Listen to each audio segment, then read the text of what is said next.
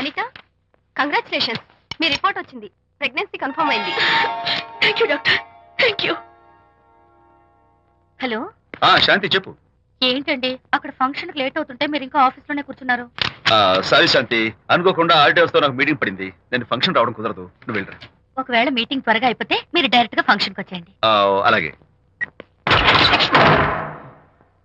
అనిత అనిత అనిత, ముగ్గుడిని కొట్టించిన వీర వనిత, ఏం చేస్తున్నావే? ప్రకాష్, ఏమైంది? ఏమైందా?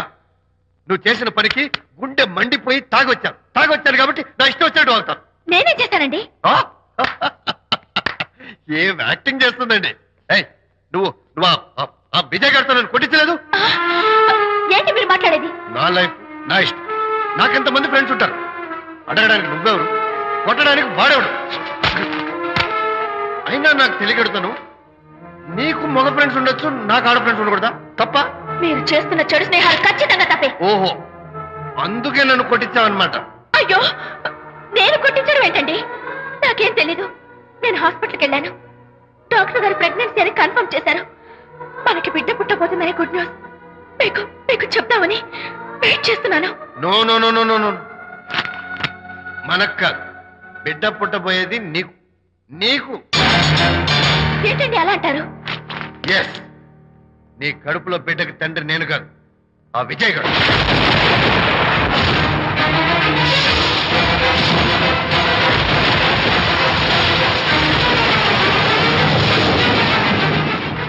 ఏమిటి మీ సీక్రెట్ నాకు తెలిసిపోయిందని కంగు తిన్నావా? ఏమిటో ఊరికే నోరు పారేసుకుంటున్నావు. నాకన్నా నీకు వాడే ముఖ్యమైతే వెళ్ళు, వెళ్ళి వాడితో దొంగ వేషాలు వేయదు. ఇంకోసారి ఇంట్లో అడుగు పెట్టావు నువ్వు నన్ను వెళ్ళమంటే కాదు, నేనే నీతో ఉండను. ఇన్నాళ్ళు విజయ్ బాధపడతాడేమోనని నువ్వెన్ని వేషాలు వేసినా భరించాను, సహించాను. కానీ ఈ రోజు దేవుళ్ళంటూ విజయ్కి నాకు మధ్య అక్రమ సంబంధం అంటగట్టాక కూడా నీతో కలిసి ఉండటం నా వల్ల కాదు. వెళ్తున్నాను, గుడ్ బై. అలాగే, ఇప్పుడే చెప్తానండి. సుబ్బారావు గారు, నేను మీటింగ్ బయలుదేరుతాను. సార్, ఆడిటర్ గారు ఫోన్ చేశారు. ఆయనకి ఇన్కమ్ ట్యాక్స్ ఆఫీస్ లో పని ఉందట. మీటింగ్ రేపటికి పోస్ట్ పోన్ చేశామని చెప్పమన్నారు. ఓకే, సరే, నేను ఇంటికి వెళ్తాను.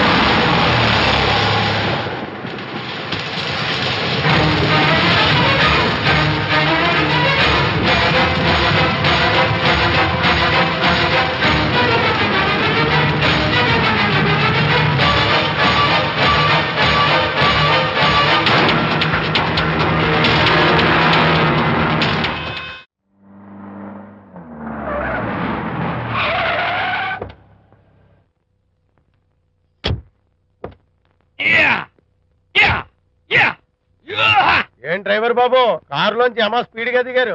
మీకంటే స్పీడ్ గా అమ్మగారు లోపలికి వెళ్ళారు. ఏంటి స్వీట్ లాంటి కాపురంలో కారం చల్లడాక? హలో మిస్టర్, పెద్దవాళ్ళ విషయాల్లో తలదొచ్చొద్దు. వంటవాడి రేంజ్ లోనే ఉండు. రే, నువ్వు డ్రైవర్ ఏమో గాని నేను వంటోండి కాదురా, ఈ ఇంటోండి. ఎవరెవరు ఎలా మంటలు పెడుతున్నారో నేను చూస్తున్నాను రా. ఓహో, వీడికి మామూలు టచ్ ఇస్తే కుదరదు, టైటానిక్ టచ్ ఇవ్వాల్సిందే.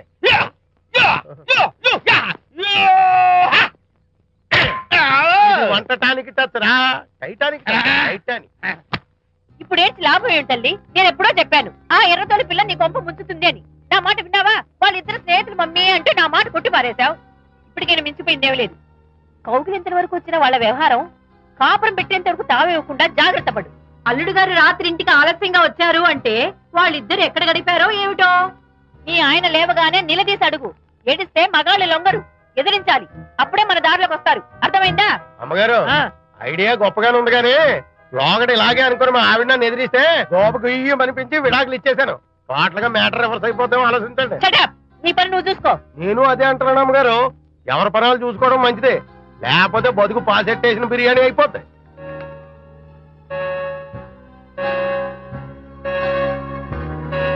శాంతి కాఫీ.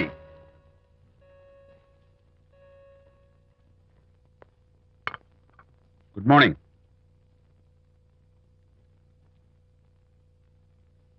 సారీ శాంతి, రాత్రి వచ్చేసరికి నువ్వు నిద్రపోయావు. ఇంకా లేపడం ఎందుకులే అని నేను పడుకుడిపోయాను. నిన్న రాత్రి బాగా లేట్ అయిపోయింది. ఎందుకు లేట్ అవదు? ఆడిటర్స్ తో మీటింగ్ కదా, ఆ లెక్కలు డొక్కలు చూసుకోవడానికి ఆ మాత్రం లేట్ అవుతుందని నేను అనుకున్నా. అన్నట్టు చెప్పడం మర్చిపోయాను. లాస్ట్ మినిట్ లో ఆడిటర్స్ ప్రోగ్రామ్ క్యాన్సిల్ అయింది. అయినా పాపం మీరు ఫంక్షన్ కి రాలేకపోయారు. ఓ, వర్షం వచ్చింది కదా, వర్షంలో తడుస్తూ కౌగిలించుకోవడం మీకు ఇష్టం కదా. ఏ ఫ్రెండ్ కౌగిట్లోనో ఇరుక్కుపోయి ఉంటారు. ఏమిటి శాంతి, ఏమిటి అర్థం లేని మాటలు? మీ నడి రోడ్డు భాగవతం చూశానండి. ఓ అదే, పాపం అనిత రాత్రి వాళ్ళ ఆయనతో గొడవపడి ఇంట్లోంచి బయటకు వచ్చేసింది. సరిగ్గా అదే సమయానికి నాకు ఆడిటింగ్ క్యాన్సిల్ అయ్యి నీతో పాటు ఫంక్షన్కి వద్దామని ఇంటికి వస్తుంటే దారిలో ఎదురుపడింది. తన బాధంతా చెప్పుకుంది. నేను ఓదార్చాలంటే మరి అంత గట్టిగా కౌగిలించుకుని ఓదార్చాలని నాకు తెలియదు. ఏం శాంతి అలా మాట్లాడతావు? అవునండి, నేను మాట్లాడింది తప్పే. ఆవిడ గారు మీరు క్లోజ్ ఫ్రెండ్స్, మీకు ఆవిడకి మధ్య చాలా ఉంటాయి. అవన్నీ మీరు నాకు చెప్పవద్దు, నేను విన్నవద్దు.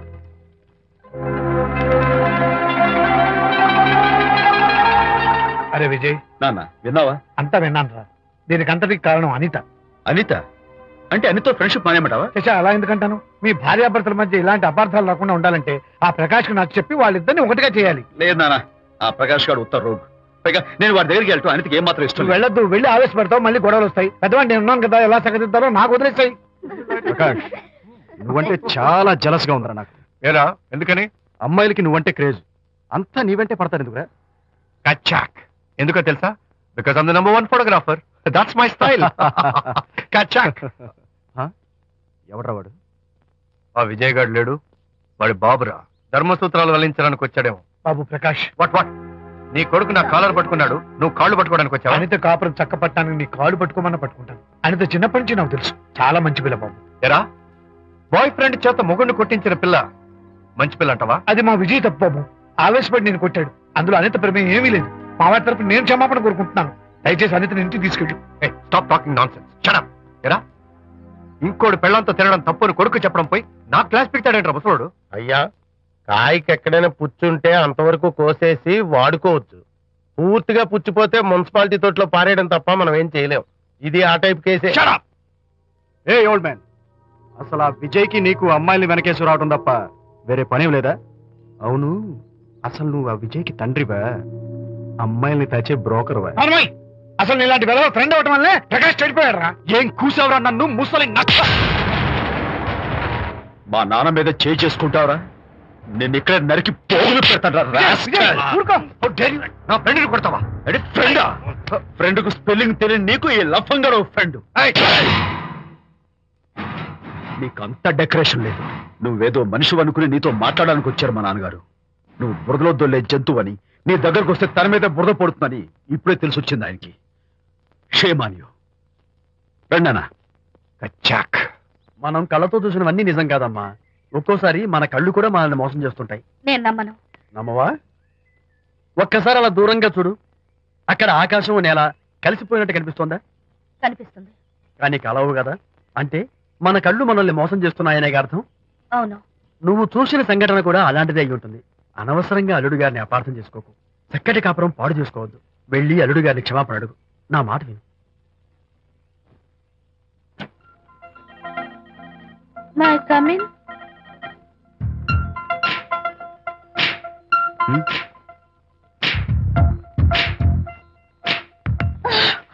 I'm so sorry. డెకరేషన్ జారిపోతుంది, ఎవరైనా చూస్తారు. నా మీద కోపం పోయిందా? ఆ, జరిగిందంతా మర్చిపోతారు కదూ? ఆ, మర్చిపోతాను. ప్రామిస్.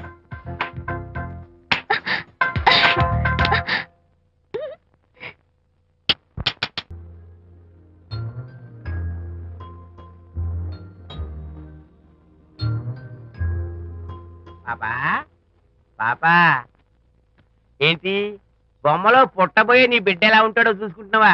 ఎందుకమ్మా, ఓ ఫుల్ బాటిల్ నాకు ఇచ్చావనుకో, తప్పటి అడుగులతో ముద్దు మాటలతో పుట్టబోయే నీ బిడ్డ ఎలా ఉంటాడో కళ్ళ కట్టినట్టు చూపించేద్దాం. ఏంటి రెస్పాన్స్ లేదు? లీనమైపోయావా? మరి నేనేమైపోను?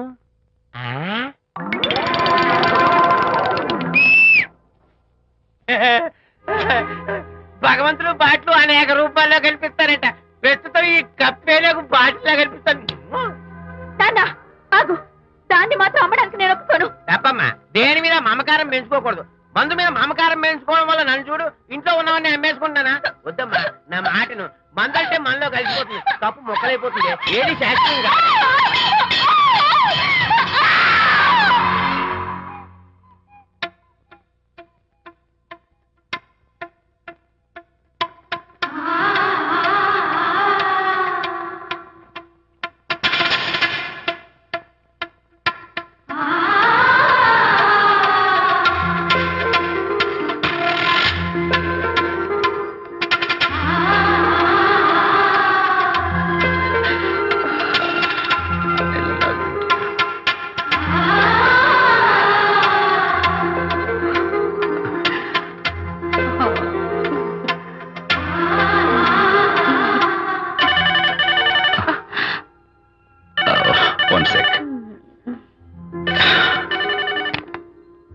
హలో, నేను విజయ్ మాట్లాడుతాను. బాబు, అనితమ్మ గారిని ఆ తాగుబోసు వచ్చినోడు తోసేశాడు. ఏమైంది? అమ్మగారు కింద పడిపోయారు. బాధతో మెలికి తిరిగిపోతున్నారు. ఓ మై గాడ్, నాకు చాలా భయంగా ఉంది బాబు. మీరు తొందరగా రండి బాబు. నేను వెంటనే బయలుదేరి వచ్చేస్తాను. ఈ టైంలో ఎక్కడికండి? అనేది కింద పడిపోయిందంట. నేను వెంటనే దగ్గరుండి హాస్పిటల్కి తీసుకెళ్ళాలి. వేరే ఎవరైనా తీసుకెళ్తారండి. ఇప్పుడు మీరు వెళ్ళొద్దు ప్లీజ్. Don't be silly. అర్థం లేకుండా మాట్లాడుకో.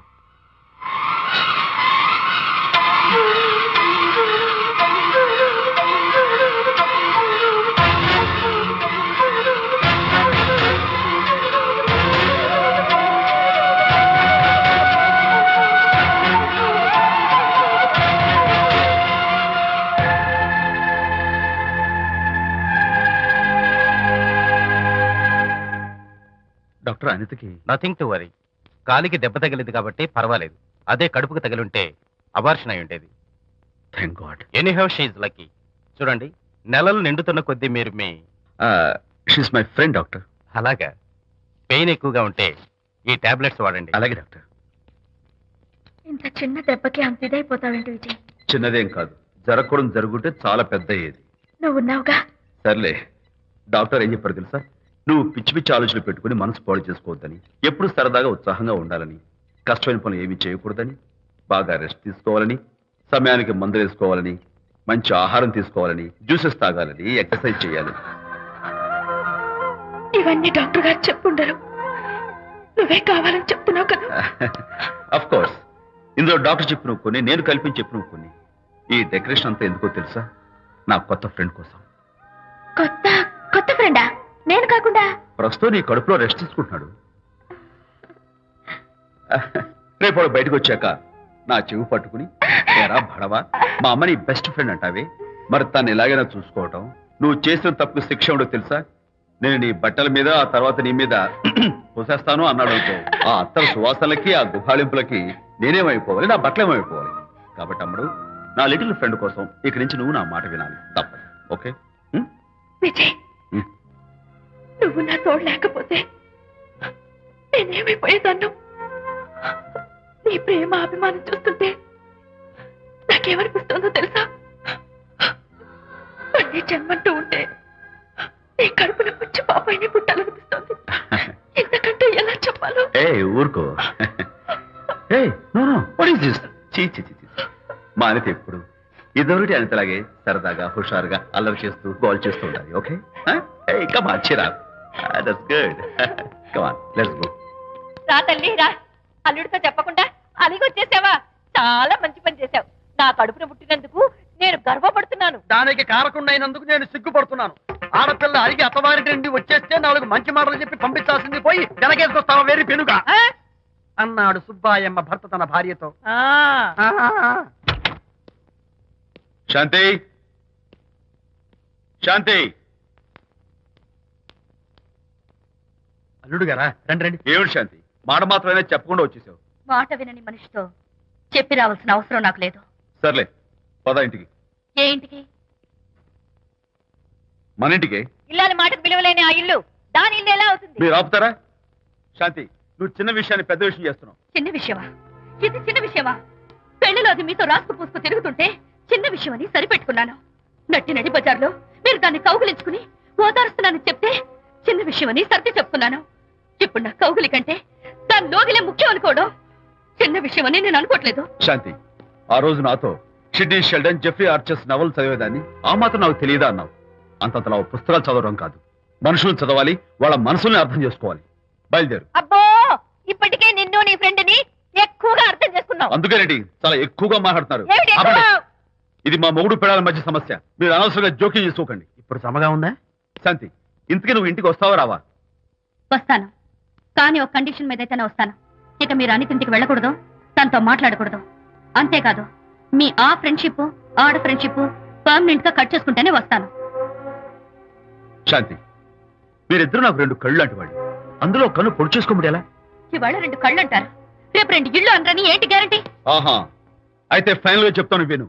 అనిత నాకు ఫ్రెండ్, నేను తనతో మాట్లాడతాను, తన ఇంటికి వెళ్తాను, తన బాగోగులు చూస్తాను. నీకు ఇష్టమైతే నాతో రా, లేకపోతే మీకు మీ ప్రత్యేకమైన ఫ్రెండ్ మీద, ప్రత్యేకమైన ఫ్రెండ్షిప్ మీద మోసు తగ్గి పెళ్ళం కావాల్సి వచ్చి నా కాళ్ళ దగ్గరికి వచ్చినప్పుడే నేను వస్తాను. ఛా, నీకు అంత డెకరేషన్ లేదు. పవిత్రమైన స్నేహానికి అర్థం తెలుసుకుని భర్త లేని ఆడదాని బతుక్కి అర్థం లేదని గ్రహించి నువ్వే వచ్చి నా కాళ్ళు పట్టుకుంటావు. Mind it.